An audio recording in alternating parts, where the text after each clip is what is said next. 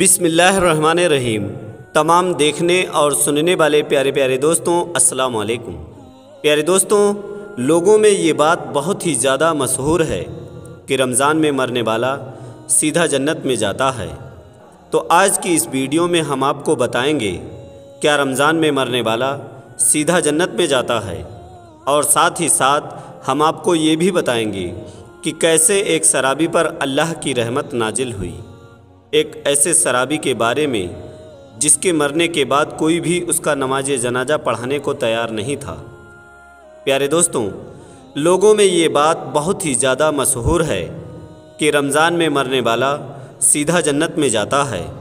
تو آج کی اس ویڈیو میں ہم آپ کو یہ بتائیں گے کہ کیا رمضان میں مرنے والا سیدھا جنت میں جاتا ہے یا نہیں، اور رمضان میں مرنے والے سے قبر کا حساب و کتاب لیا جاتا ہے یا نہیں، رمضان میں مرنے والے کے ساتھ قبر میں کیا کیا ہوتا ہے، اور جس کا انتقال رمضان کے مہینے میں ہو جاتا ہے اس کے بارے میں ہمارے پیارے نبی حضرت محمد مصطفیٰ صلی اللہ تعالیٰ علیہ وسلم نے کیا فرمایا ہے۔ دوستوں، آپ لوگ اس ویڈیو کو دل سے لائک کر کے اپنے سبھی قریبی دوستوں تک شیئر ضرور کریں، اور آپ سے گزارش ہے کہ ویڈیو کو آخر تک ضرور دیکھیں۔ تو چلیے دوستوں، شروع کرتے ہیں ویڈیو۔ پیارے دوستوں، لوگوں میں یہ بات بہت ہی زیادہ مشہور ہے کہ جس کی بھی رمضان میں موت ہو جاتی ہے، یعنی جس کا بھی انتقال رمضان میں ہو جاتا ہے، وہ سیدھا جنت میں جاتا ہے، اس سے قبر کا حساب و کتاب نہیں ہوتا ہے۔ رمضان میں مرنے والوں پر عذاب قبر نہیں ہوتا ہے۔ دوستوں، یہ بات تو سچ ہے کہ جس کا انتقال رمضان کے مہینے میں ہو جائے، جس کی موت رمضان کے مہینے میں ہو جاتی ہے، تو اس سے قبر میں کوئی بھی سوال و جواب نہیں ہوتے ہیں، اور اللہ تعالیٰ میدان محشر میں اس کے ساتھ بہت آسانی فرمائے گا۔ گویا کہ ایسے لوگوں کا جنت میں جانے کا احترام خود اللہ تعالیٰ کی جانب سے ہو جاتا ہے۔ حضرت عبداللہ بن مسعود رضی اللہ تعالیٰ عنہ سے روایت ہے کہ حضرت محمد رسول اللہ صلی اللہ تعالیٰ علیہ وسلم نے ارشاد فرمایا، جس کو رمضان کے مہینے میں موت آئی وہ جنت میں داخل ہوگا، اور جس کی موت یعنی کہ 9 ذی الحجہ کے دن آئی وہ جنت میں داخل ہوگا، اور جس کی موت صدقہ دیتے وقت آئے تو وہ بھی جنت میں داخل ہوگا۔ حضرت انس رضی اللہ تعالیٰ عنہ سے روایت ہے کہ ماہ رمضان میں مردوں سے عذاب قبر اٹھا لیا جاتا ہے، اور اس کے علاوہ حضرت بی بی عائشہ صدیقہ رضی اللہ تعالیٰ عنہ سے روایت ہے، اور اس کے علاوہ حضرت بی بی عائشہ صدیقہ رضی اللہ تعالیٰ عنہا سے روایت ہے کہ حضرت محمد رسول اللہ صلی اللہ تعالیٰ علیہ وسلم نے ارشاد فرمایا کہ جس کا روزے کی حالت میں انتقال ہوا تو اللہ تعالیٰ اسے قیامت تک روزوں کا ثواب عطا فرماتا ہے، اور جو رمضان میں انتقال کر جاتا ہے، اگر وہ اپنا ایمان بچا کر لے گیا، دین اسلام پر اس کی موت ہوئی، تو اس سے قبر میں سوال اور جواب نہیں ہوں گے، قبر میں اس کے اوپر عذاب نہیں ہوگا، اور اللہ تعالیٰ میدان محشر میں اس کے ساتھ آسانی فرمائے گا۔ گویا کہ اس کے جنت میں جانے کا انتظام خود اللہ کی جانب سے ہو جاتا ہے۔ ہمارے پیارے نبی حضرت محمد رسول اللہ صلی اللہ تعالیٰ علیہ وسلم نے ارشاد فرمایا کہ رمضان تمہارے پاس آ گیا ہے، کہ رمضان تمہارے پاس آ گیا ہے۔ اس مہینے میں جنت کے دروازے کھول دیے جاتے ہیں، اور جہنم کے دروازے بند کر دیے جاتے ہیں، اور شیطانوں کو قید کر دیا جاتا ہے۔ محروم ہے وہ شخص جس نے رمضان المبارک کو پایا اور اس کی مغفرت نہ ہوئی۔ جب اس کی رمضان میں مغفرت نہ ہوئی تو پھر کب ہوگی؟ پیارے دوستوں، اب ہم آپ کو بتاتے ہیں ایک سرابی پر اللہ کی رحمت۔ دوستوں، ایک ایسے سرابی شخص کے بارے میں جس کے مرنے کے بعد کوئی بھی اس کا نماز جنازہ پڑھانے کو تیار نہیں تھا۔ دوستوں، ایک ایسا شخص تھا جس کا جنازہ صبح سے اس کے آنگن میں پڑا ہوا تھا۔ گاؤں بھر میں اس کی موت کی چرچا ہوئی، لیکن کوئی بھی اس کے آخری دیدار کے لیے نہیں آیا، اور نہ ہی گاؤں کے کسی عورت نے اس کی بیوی سے آ کر اس کا حال معلوم کیا۔ دن مکمل گزر گیا، اور پھر جنازہ لے کر جانے کا وقت آیا، پھر ایک اور انہونی ہو گئی۔ آخر یہ سب کیا ماجرا تھا؟ آئیے سبق دینے والے واقعہ کے بارے میں جانتے ہیں۔ ایک روایت ہے کہ برسوں پہلے کسی گاؤں میں ایک شخص اپنے خاندان سمیت رہتا تھا۔ دوستوں، ایک روایت ہے کہ برسوں پہلے کسی گاؤں میں ایک شخص اپنے خاندان سمیت رہا کرتا تھا۔ وہ بہت بدچلن اور برا انسان تھا۔ ہر وقت شراب کے نشے میں دھت رہتا۔ گاؤں کا کوئی بھی شخص اس کو پسند نہیں کرتا تھا۔ وہ شخص محنت مزدوری کر کے جو کچھ کماتا، اس کا زیادہ تر حصہ وہ اپنی شراب پینے کی عادت پر لگا دیتا تھا۔ اس کے ساتھ ساتھ اس کے بیوی بچے مفلس کی زندگی گزار رہے تھے۔ وقت گزرتا جا رہا تھا اور اس آدمی کے جسم میں شراب خون کی جگہ لے رہی تھی۔ وہ اپنے خاندان کے لیے جس قدر محنت کرتا جا رہا تھا، اسی قدر اس کی صحت خراب ہوتی جا رہی تھی، جیسے کہ اس کو گاؤں والے بالکل پسند نہیں کرتے تھے۔ اسی وجہ سے اسے کوئی بھی اپنے یہاں مزدوری کا کام نہیں دیتا تھا۔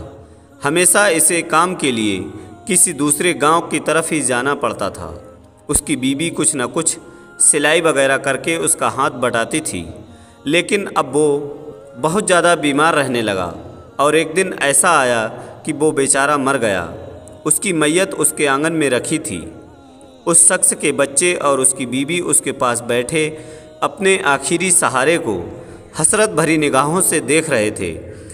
کچھ بھی ہو، بچوں کے لیے ان کا باپ دنیا کا سب سے اہم شخص ہوتا ہے، لیکن اس سے بھی بڑھ کر تکلیف دینے والی بات یہ ہے کہ گاؤں کے ہر گھر کو پتہ چل چکا تھا کہ اس آدمی کی موت ہو گئی ہے، لیکن کوئی بھی اس کے گھر نہیں آیا۔ اس کی شراب پینے کی عادت کی وجہ سے گاؤں کے لوگ اس سے نفرت کرتے تھے، لہٰذا اس کی بیوی کو ہی اب آخری رسم کی ذمہ داری اٹھانی تھی۔ وہ نیک عورت اپنے معصوم بچے کو اپنے باپ کی میت کے پاس بٹھا کر بازار گئی، اس کے لیے کفن خریدا اور ایک غسل دینے والے شخص کو بلا کر لائی جو اسے غسل دے سکے، اور گاؤں کے قبرستان میں جا کر اس نے قبر کھودنے والے شخص سے اس کی قبر کو تیار کرنے کے لیے بھی کہا۔ اس کے بعد وہ واپس گھر آ گئی۔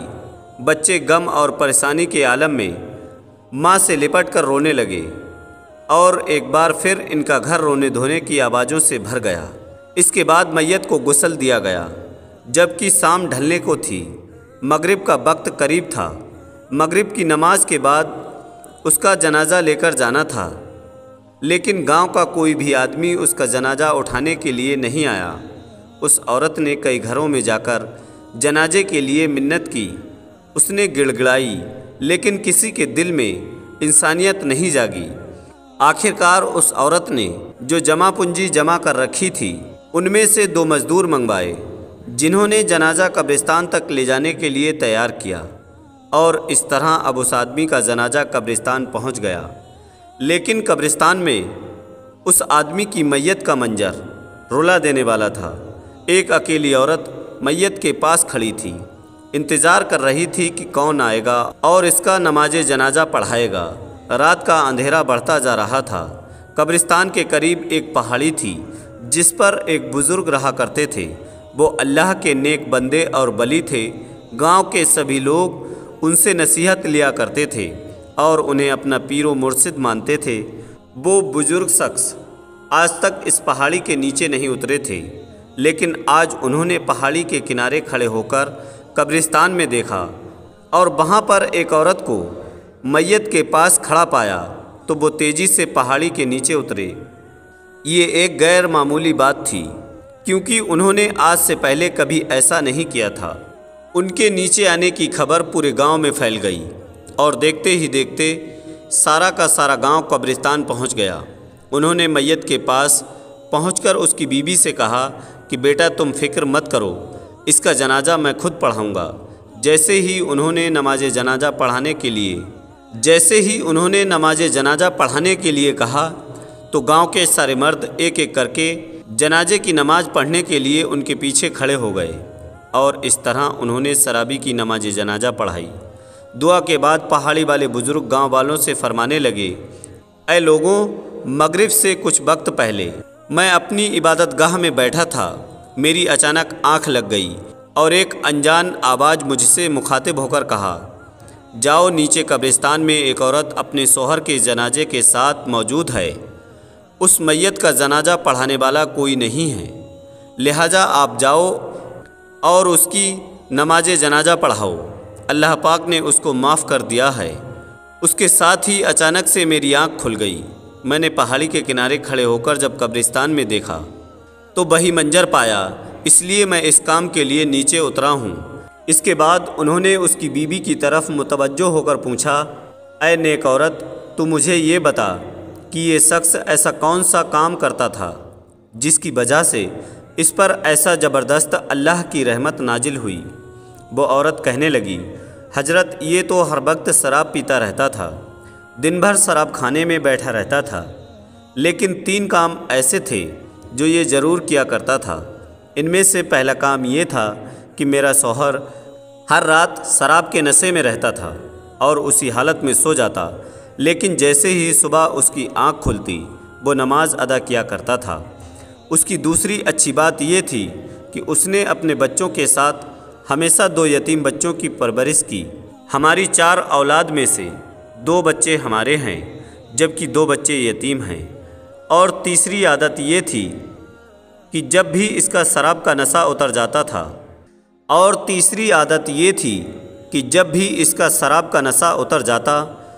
تو وہ رو رو کر اللہ تعالیٰ سے معافی مانگتا۔